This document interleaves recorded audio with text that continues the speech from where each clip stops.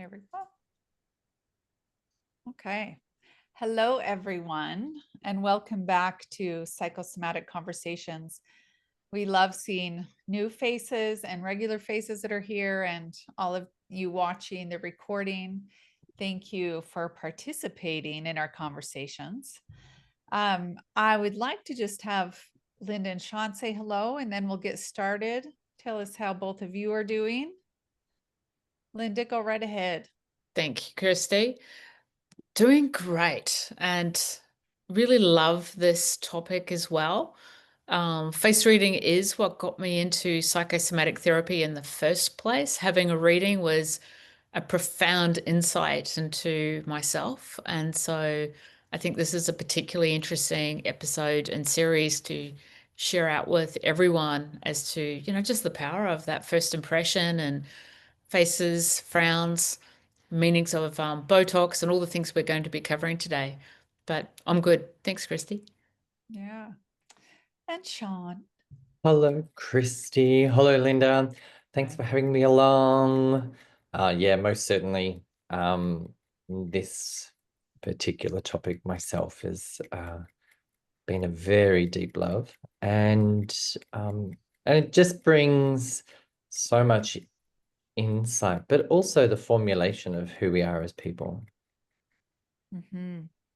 So true. Face reading is something that we were just saying before we touched record. You'll use it in every relationship. You'll start to notice things differently. So as we go in today, we're talking about lines, habitual patterns, how are lines, some of the lines created. And like Linda said, we'll be talking about Botox.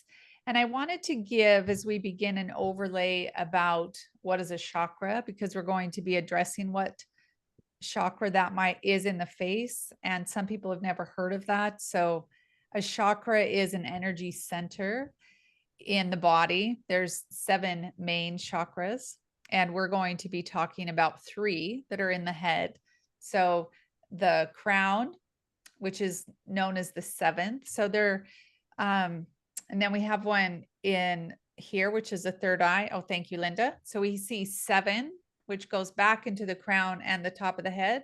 6, which is the center of the forehead here, and then right between the brows. So these are the 3 we're going to be discussing today, are those top 3 chakras.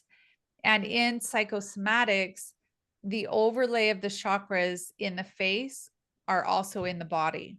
And that's what makes it so valuable to understand and learn, is it becomes a map and a reference point for you as a student to understand, but for us as teachers and guides to help keep you on track of where is that energy being blocked and what are the qualities within the chakra.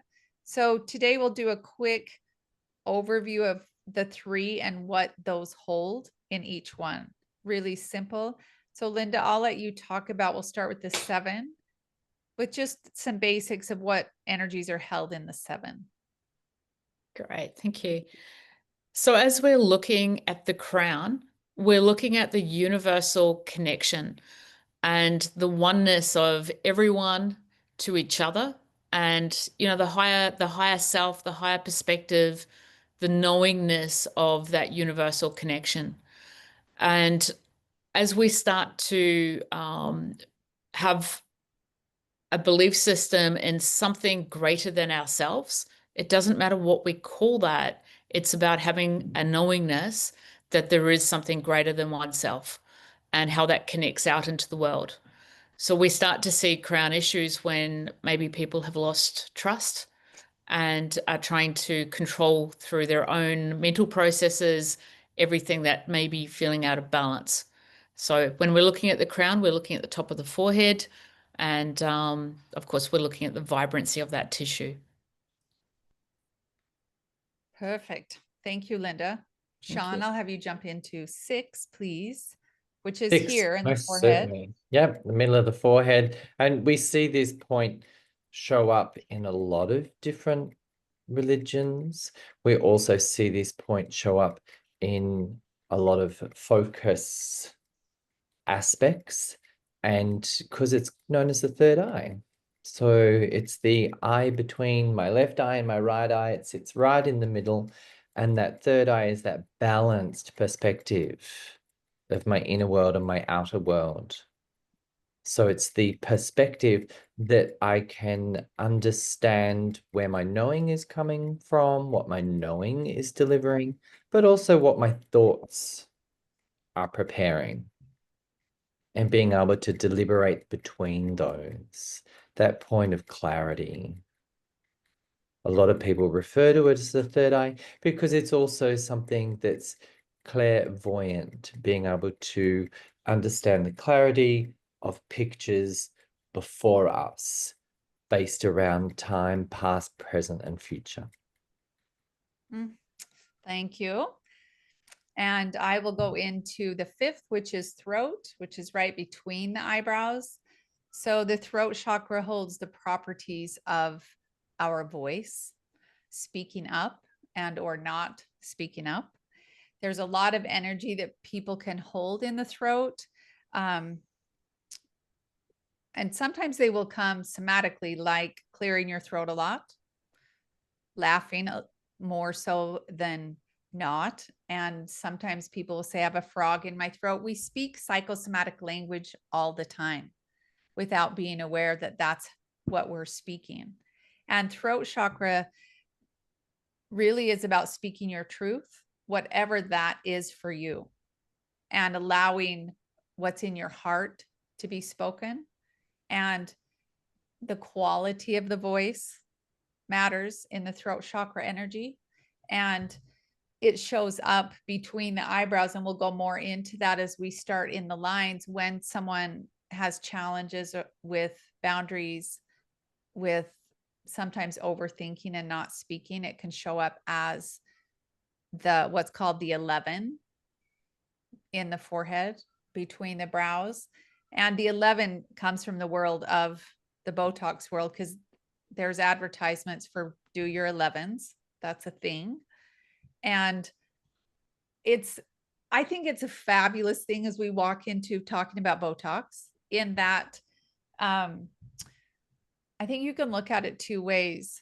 It's one of those things, even for the 11. So here, if the lines are there and someone gets Botox there, you can't scrunch your brows together anymore, which helps you understand when you're doing it. The thing I love about psychosomatics is they're unconscious movements and habitual movements in our face that we have when we're little, and then we grow up into adults, and those unconscious patterns continue to happen until we become aware of them. And usually lines are created and we start to notice them in their 30s and 40s and 50s, and understanding where it comes from, why, then we can pay attention to, oh, I'm scrunching my eyebrows again together. I'm having probably frustration with speaking up, or I'm with the 11 too, thinking too much. It can hold some perfectionist tendencies of wanting to speak it up, wanting to speak it correctly. And that's where we see that. And that's where I am 100% to let people understand what the Botox does, because I do get asked that all the time. And because what needs to shift is the pattern of that. And it isn't a negative pattern. It's just something that's come in. Someone that has the 11 too tends to be usually very intellectual, which is positive to the degree. However, that if they're not connecting their heart with their thoughts, that's where those lines can get even deeper. And Linda, I'm going to go to you about those lines that you see in people on, we'll just stay with the 11 for a minute. Do you mind if I just jump back a little bit? Go ahead. Okay, so one of the things in the forehead, as we're looking at large foreheads, we're also looking at the creativeness which comes with the crown and the brow. And it's not just in the center core, it's actually the full forehead. So in all parts that we're looking at the width as well as the depth as well. But the lines themselves can have gifts and challenges. And as we're taking a look at seeing how a person operates at their best, as Krista, you just mentioned about the intensity, and I guess that's one of the areas where I like to take a look at lines as well, like seeing the gift of those lines. I hope I haven't gone off track from your question. But as we're taking a look at them,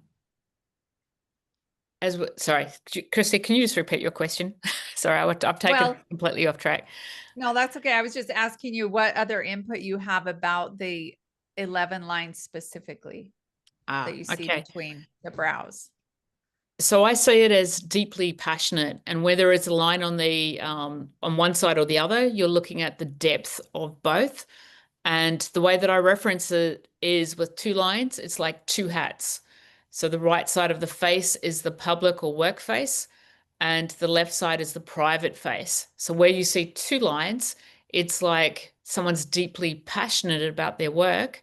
They take that hat off, put the home hat on, and they're deeply passionate about their home life.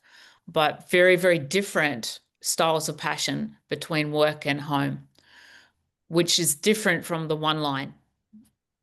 With the one line, it's like whatever I'm passionate about at work, I bring home.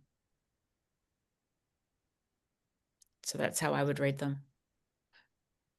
I love that you bring in the gifts and challenges, because that's a must in psychosomatic work, is to always see the balance between the two. Yeah. Thanks, Christy. Yeah. And Sean? Yes. And hopefully Linda's just answered Leanne's question about the deep single line.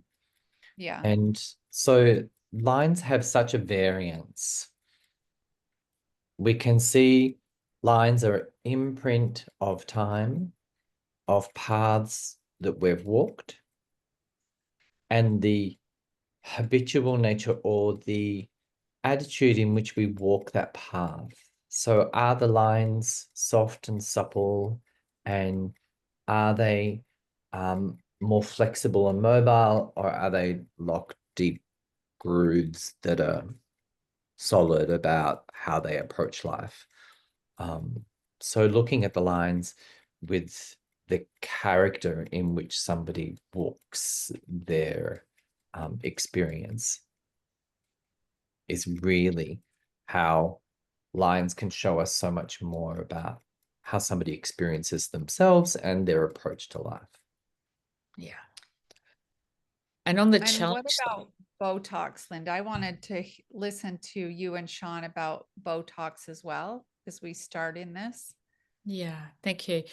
So by recognizing what Sean just sort of said, the style of interaction also represents then when you're doing Botox, how deeply you're going to feel things in the body.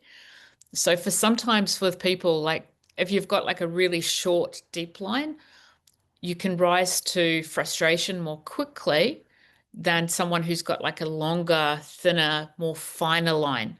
So we start to take a look at analyzing that depth of line, as Sean mentioned, and what we start to see is that some people may find that the way that they're feeling is interrupting their life, and so they need a break from some of their thoughts. So by not being able to access the scrunching up of that face, it also means they're not able to access the emotion. So if they can be reasonably free of some of that frustration short term, that could be a real benefit for them, for their body to actually go, okay, I can do and process life in a different way. But the downside of that is they're not able to connect to the deeper feelings that they were feeling. And so sometimes when you have Botox, it can actually stop you from feeling into some of the natural body feelings. So it can act as a real positive, but it can also act as a challenge as well. Yeah, What about you, Sean? the Botox tends to freeze the muscle. That's been its intention from the beginning. So there's this pause that happens within the muscular features, and therefore the movement of how we express ourselves or how we're able to freely express ourselves. Yeah, the assistance of it as a to create space, because if my habits are excessively quick to fire up, then it will give a pause before we interact. But it's also about honoring what are those paths and how do we exist in those paths. Yeah. And thank you. That's beautiful for both of you. As we're in the throat chakra, I'm just going to move to a different kind of line there, and we'll move up since we're down here still. Let's stay here for a minute. Sometimes there's lines that will come straight across, like where my glasses are here, that come straight across the brow. And I would like to talk about that too. One of my sons, when he was very small, has had that line, and it comes and it goes the older he gets, which I find interesting because he's 23 now. And I probably notice way more because I'm his mother as I look at it, because that line can represent burnout and also extreme concentration, which he had from a very young age when he would be in baseball, of responsibility. And he took it very seriously. So there's a gift of that I see, and also challenge long term because of his face shape. His tendency is to push harder than until he gets to burnout, and push harder until he's exhausted. And that's when the line will deepen. Yeah. And he's young enough that it isn't really deep. However, it shows up when he's fatigued. And so I'm Yeah. curious if you have other input about that line that we see that goes straight across. We'll start with you, Linda. What you just mentioned about pushing through, the pushing through is a really important part because it is known as the burnout line. And when it's incredibly deep, and when it's deep, it looks like someone's got a black pen and just drawn across that area. It shows extreme exhaustion, and that can be mental, emotional, and even sometimes on the physical side. So part of that is to recognize that your body is working overtime. And the Chinese do have that down as the two lines that present up here is the spleen and the pancreas lines. I just noticed that in the comments. So I'm just mentioning that. So that's what I sort of teach in my level 2 training. When we start to see that, it's like those areas are being pushed.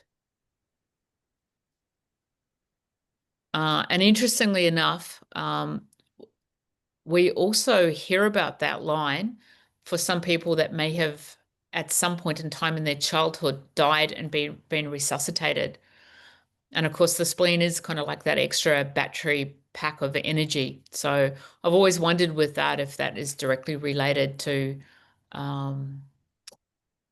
why that line can be more prevalent for people that may have had that experience, either being born blue or being drowned and resuscitated.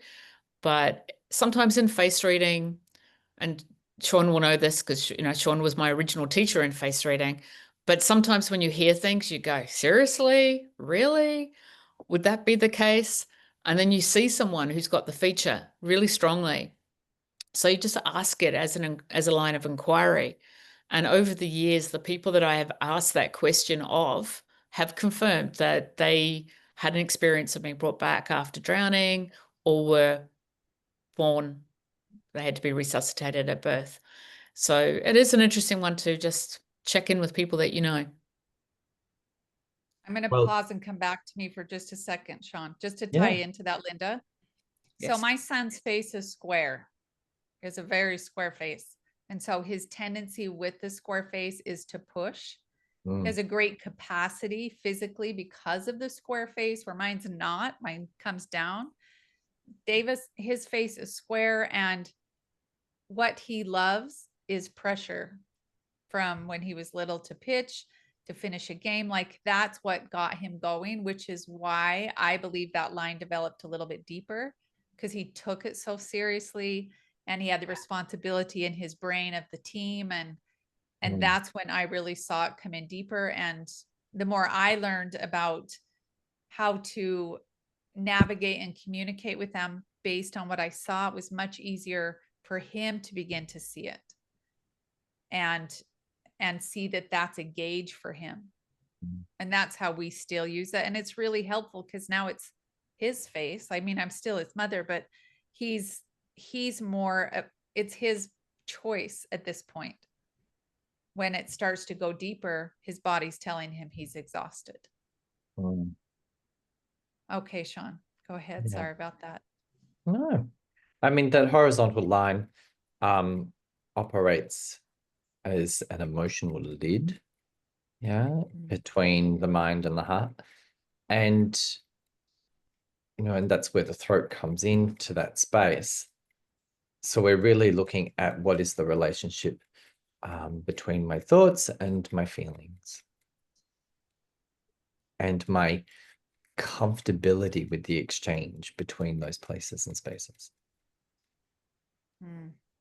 Yeah. Yes. Very fitting too. And Chrissy, it's interesting. You're using the word responsibility as you're describing your son and that sense of responsibility. And of course, when we look at the body overlay in psychosomatics, the eyebrows represent the shoulders, which represent the responsibilities. So the area between the shoulders is obviously the neck, but that is also the core, and where you take matters to that heart. So that pressure that he creates on himself is in the language there as well of the body overlay. That's a good example, Linda, because with his square face, the tendency with that shape alone, not just him, but the shape with the square, it's challenging for them to express their feelings. Yeah. They tend to be more action oriented.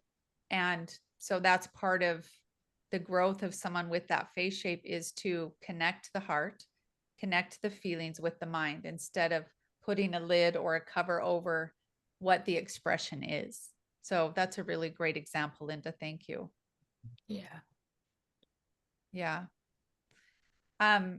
Let's move up into, as we see lines coming in the forehead, let's move up into that, because I've also noticed with people through that third eye, if we move into the sixth chakra, which is the intuition, sometimes I see a red bulge in that area, which can be I would say an overstimulation, a little bit of block of trying to figure things out mentally, versus a line.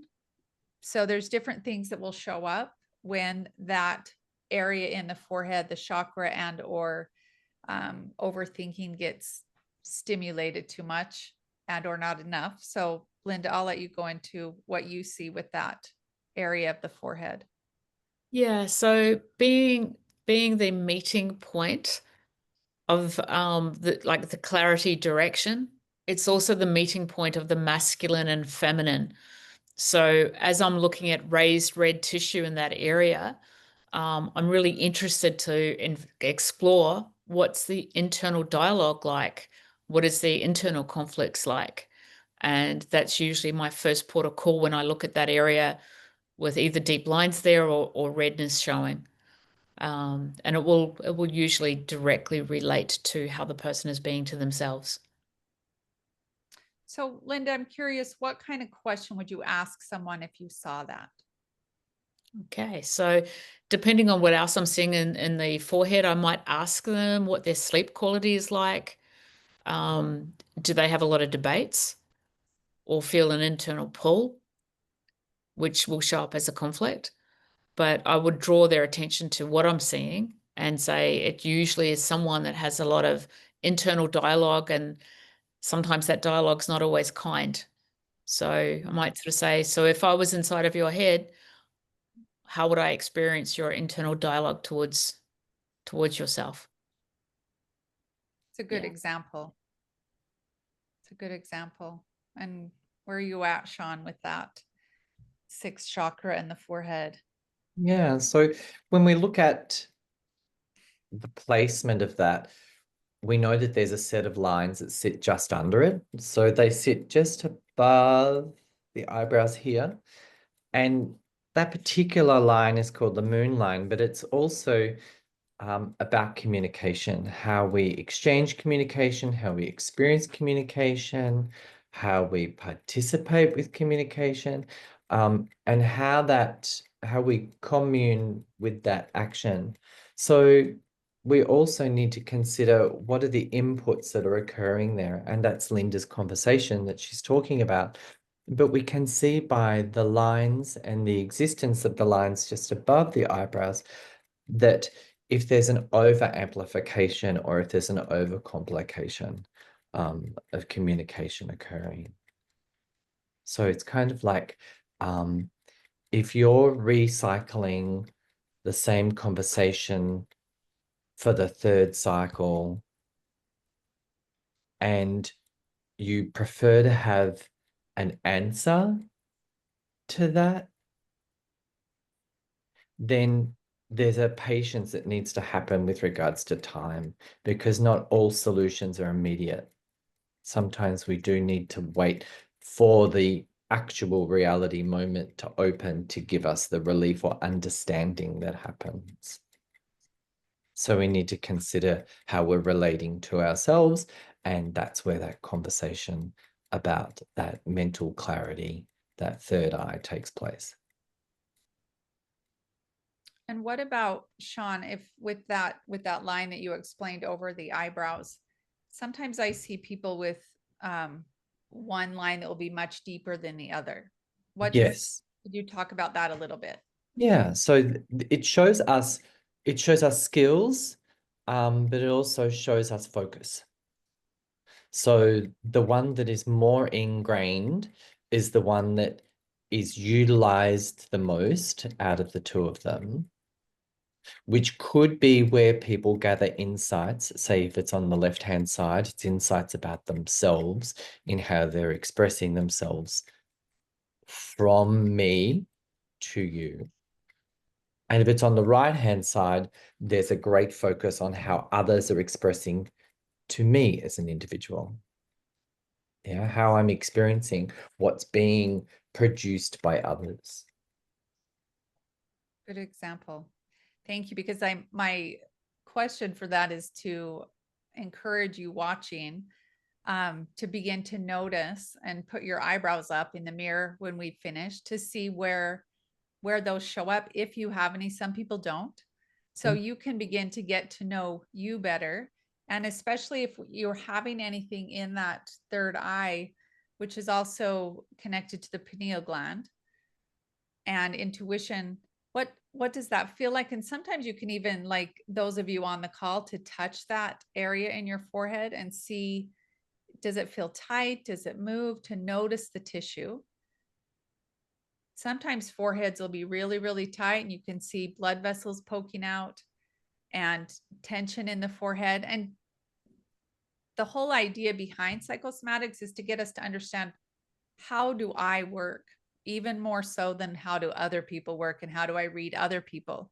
What's happening internally in me, so I can have a different perspective of me first and then the other.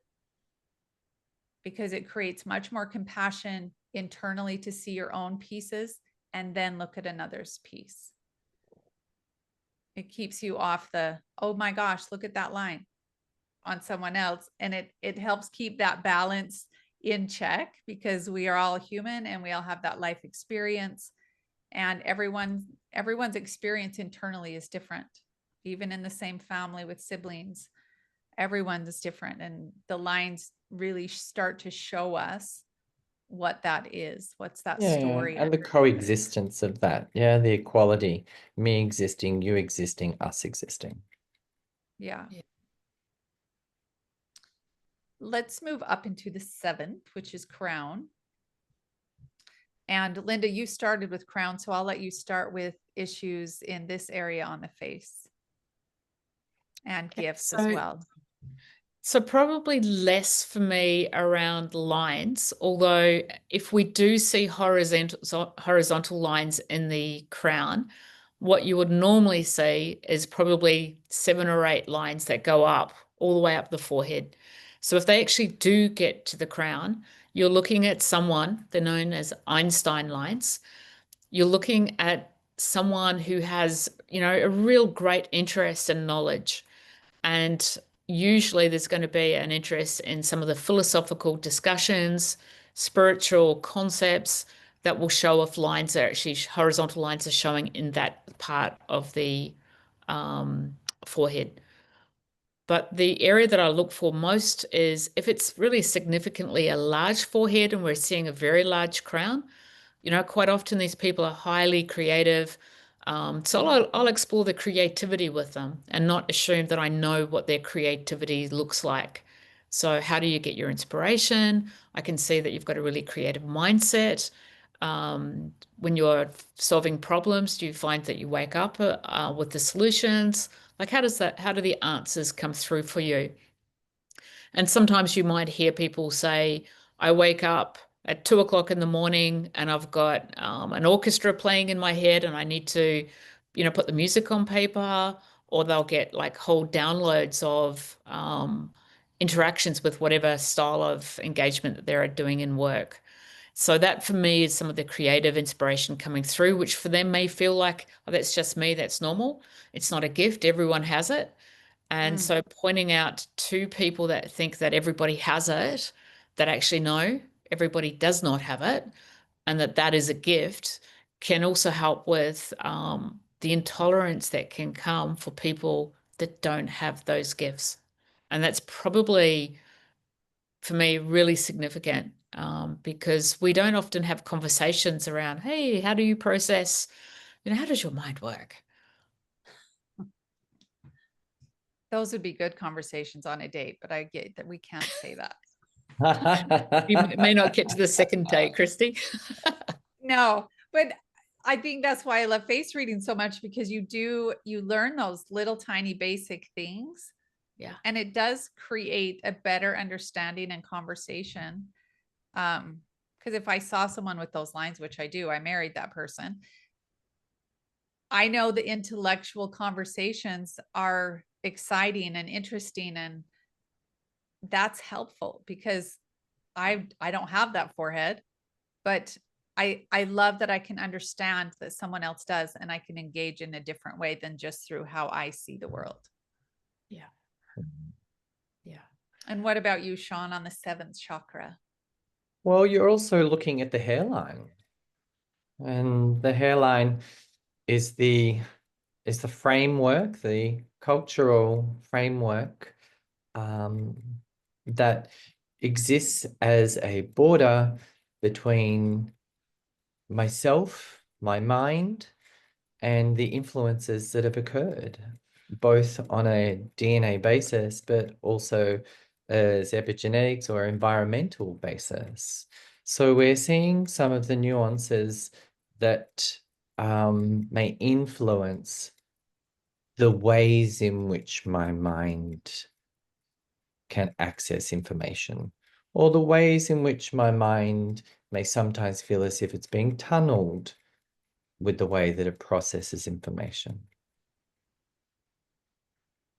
It's quite a unique experience when you can just step back just a little bit from how the brain is producing a thought and noticing the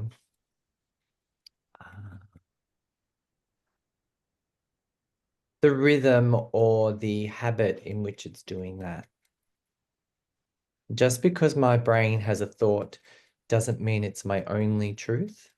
Just because my brain is having a thought doesn't mean that there aren't other influences around me or through me. Sometimes our brains become very fixated or trained by the way others have thought around us. And we need to be able to create freedom of thought. So sometimes when my brain has a statement, I go, well, that's fascinating. It doesn't limit my behavior or my ability to be able to achieve something that's in front of me. Just because my brain has a thought doesn't mean that I must obey it. It's about understanding the existence of the thought, and then also understanding this is my living life and how I wish to experience that. So there's a freedom that can take place when we're able to just create a bit of space from that complex space called the mind. So often we want to hand a thought to the mind in hope that it comes forward with a solution, but usually life is the solution, not necessarily the thought. That's really the understanding of, when I hear you say that, Sean, the understanding of paying attention and bringing awareness to what's happening in your body, what's happening in your thoughts, what's happening in your face. Like Yeah, when I'm I have a working with brain, but people, it's not yeah, always correct. especially if sometimes when looping starts to happen in your brain or stories we tell ourselves. Yeah, that Yes, certainly is part. yes. And to notice what are your patterns when you loop or when you have thoughts that you don't like internally. Your face will have a gesture that will give you more information. Yeah. Yeah. It's, for me, when a thought goes to create a limitation, that's when I question the thought. It's Good like, example. that's fascinating that you think that. And it's the relationship, because it becomes the authoritarian for many, the relationship is very much about our parents. So it's really looking at how did I interact with them, or how did they implement their laws or rules over me, and how am I accessing my freedom from that? Yeah. A midlife crisis is often finding your own identity and your own belief systems outside of the parental. So often when I'm standing on the platform for flying trapeze and my mind thinks something, I go, that's unhelpful for this situation. I would like to hear something else that's more encouraging, please. So it's really looking at how we unify ourselves rather than splinter ourselves. Do we have a chat that's just come through? A couple of chats? There was a conversation about the mid memory, and that's from Jackie. And what I believe she's referring to is the middle part of the forehead, which is also where the third eye is, which is about how we utilize our memories, and how our memories influence us, but also how we are able to understand why memories occur. It's no different if I drive the car down the same pathway each day. My mind will want to tell me about yesterday or want to tell me about another time rather than this time. So when this time becomes the priority, then history becomes a reflection.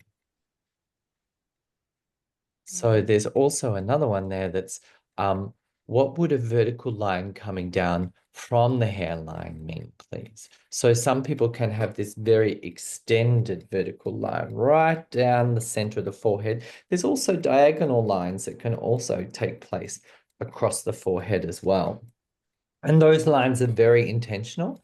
And those lines carry with them great energy, great focus, great awareness. And so often that central core line will also be access portal to ideas, understanding concepts beyond our regular style of thinking. So it's like being able to access a universal thought. Yeah. If I can just add to that one as well. So Hey, it does depend on whether it goes to the hairline or not. Because if it doesn't if it doesn't actually sort of start from the hairline and come down or go all the way up, then it's less of the channel and it's more about a single point of focus. And the single point of focus actually has a lot of challenges with it. So the Chinese basically refer to that when you're looking at left brain, right brain, it's like I'm just looking straight ahead and not taking time to smell the roses, look from side to side. So some of the things that I might address with that as well is, what is the neck actually doing? Because when they're so focused on something like ahead of them, there can often be some pretty major neck issues happening as well. In that are you noticing, Linda, that their heads tend to go forward It's not so much in about the that? head going forehead. It's just that they're not taking time to enjoy and to look at things that stimulate them. It's just like the focus is so intent that it creates the mind creates the posture. the rigidity. Yeah. So the rigidity in the thinking and the style of engagement. Um, and that's an amazing skill to have your mind being so on and switched on.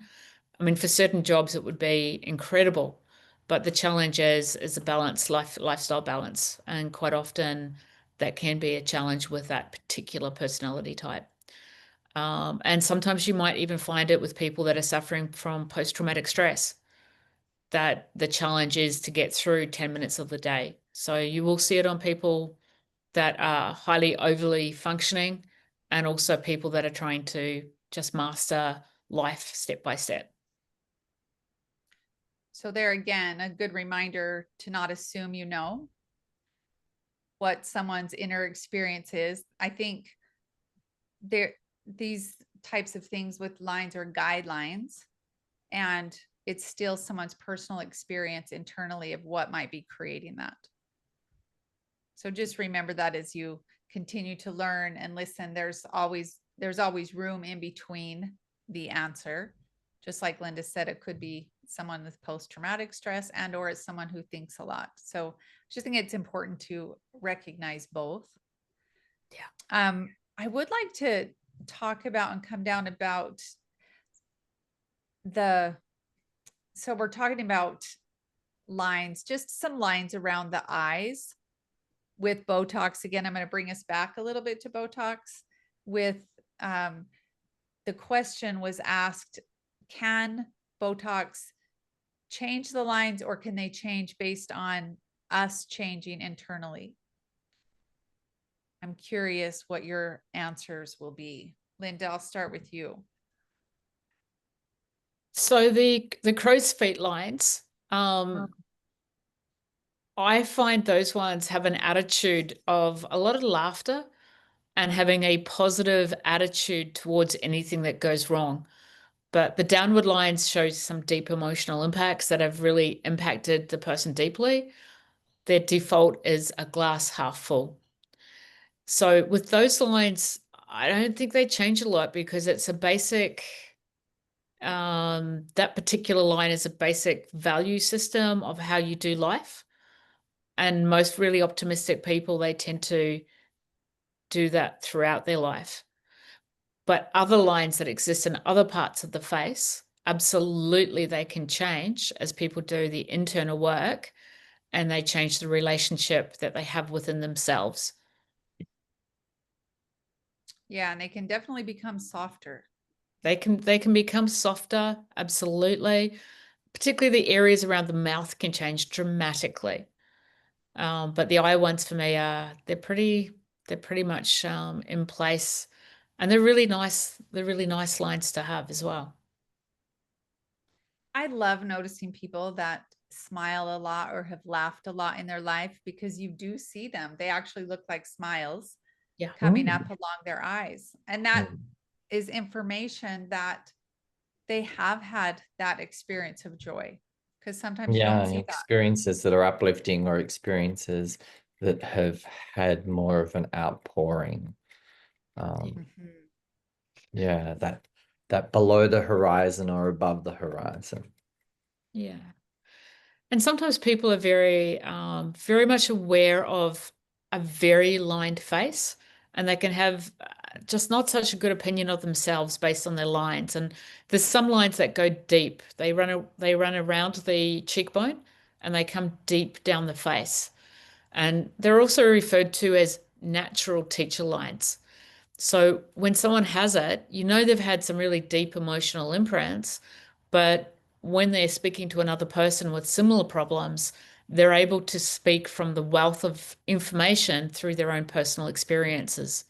And so often the relationship with the line can change if the events that have happened, which quite often are really bad events, if the relationship can change so that it can positively impact other people. So I do love the name of those ones, natural teacher lines. Good example. Yeah. I do see we Thanks. have a question. What about wavy lines on the forehead? So we're just going to stay up here for a minute. Wavy lines on the forehead are actually a really positive indication that you're moving in between that right and left brain quite well.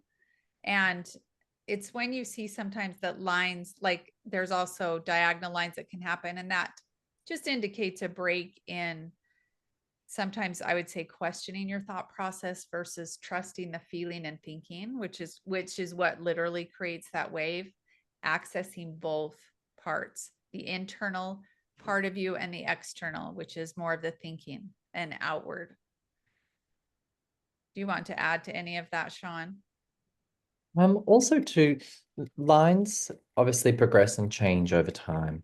And when we're looking at that balance between left and right brain, and the imprints from both sides, sometimes the lines don't always match up yet. So it takes a while for one half of the brain to catch up with the other half, or vice versa. There's something that's leading in one way at this point in time until they come into a point of equality, until they come to a point of understanding between them both. Yeah, if we put our masculine selves and our feminine selves in the same room together, could they agree on the same outcome? Yeah. Good example. Thank you. And Did you have something else? some people have lines that look like they've got a beautiful even space between every single Mhm. line, and they're completely straight from left to right.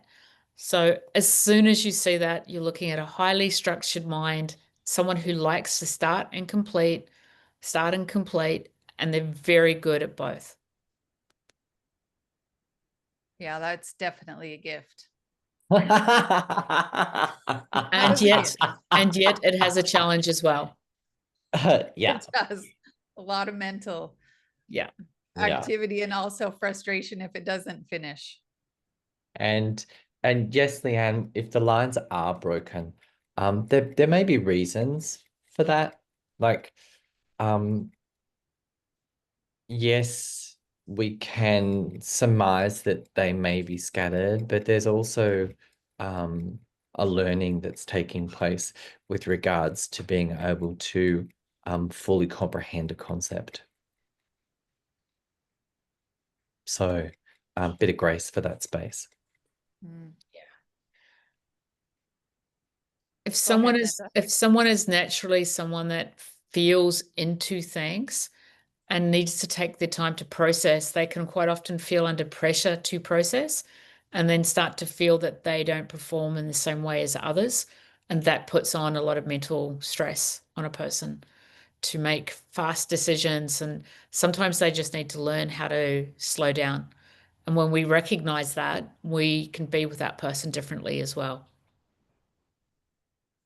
It's a good example because and we all probably have heard these conversations of someone being very frustrated because they can't make a decision and other people want a decision right now. And I think it's so important to bring an understanding to the person we're talking to and ourselves again and again.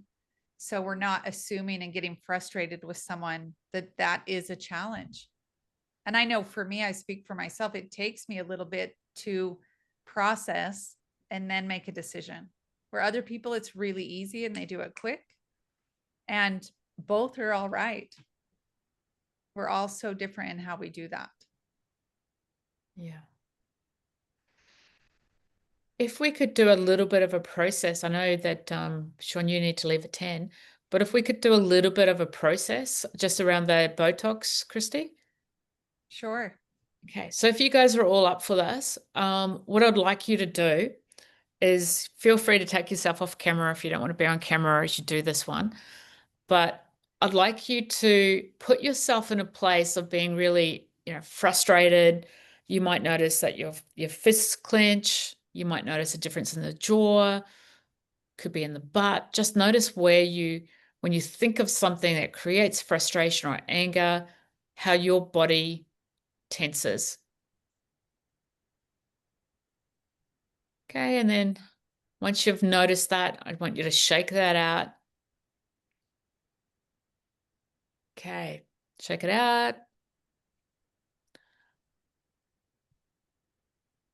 And now notice if you were to think of a time which is a happy time, you're smiling, you might be thinking of something really proud.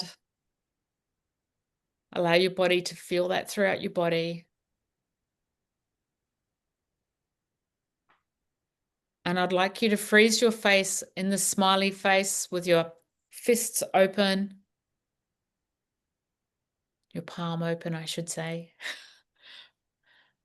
and see if you can access anger. If there's any difference in accessing anger.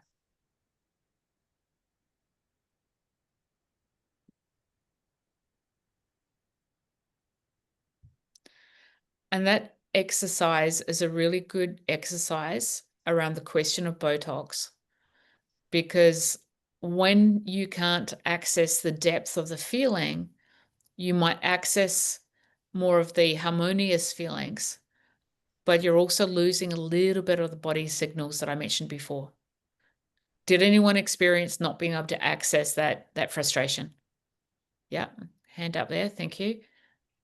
So that's a little bit about the positive of, for some, why that could be really good, but also as a short term.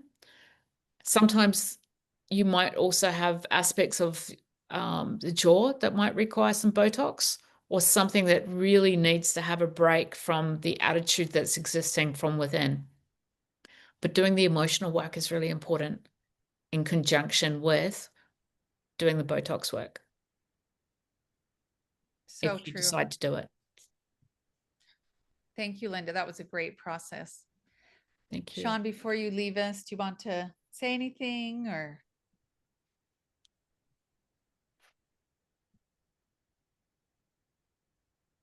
Noticing how we create pathways that become apparent, having grace towards those, because they're imprints of growth, they're imprints of learning, they're imprints of expansion. They are, you can think of them as specific volumes in a library that have become essential to you as a person.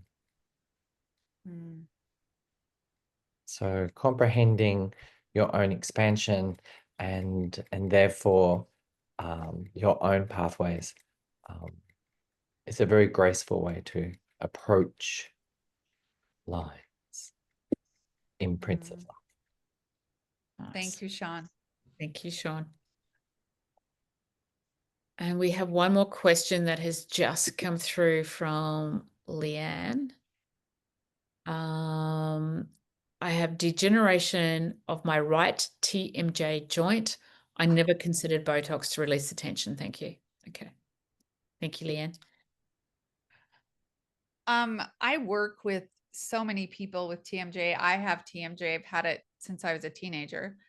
I would say it's worth a try, because the people that I haven't done Botox yet in my jaw. That's my next try. I do wear a mouth guard that does help as well, but Botox in the joint is wonderful because you can't contract so hard.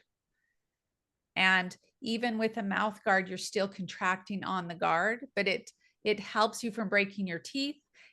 For me, if I don't wear a mouth guard, I will wake up and have so much tension in the back of my neck and up into my head. It's not an option. And so Botox in the jaw, from all the people that I've talked to, it's a really good option for TMJ and pain. I'm 100% on board with that. It's expensive. It lasts for like 6 months and then you have to redo it.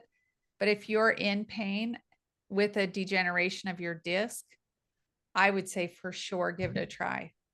Because even with the mouth guard, you're still going to have pain in that right side because you're clenching on it. And they're creating new mouth guards that make it so you can't bite in the back. So I would talk to your dentist. Most dentists do Botox now, which is great because they know exactly where to put it. That's a 100% yes for me to try. Yeah. It's painful. Okay. So before we be finished today, does anyone have any questions that you'd like to ask?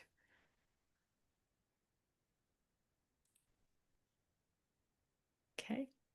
So we might press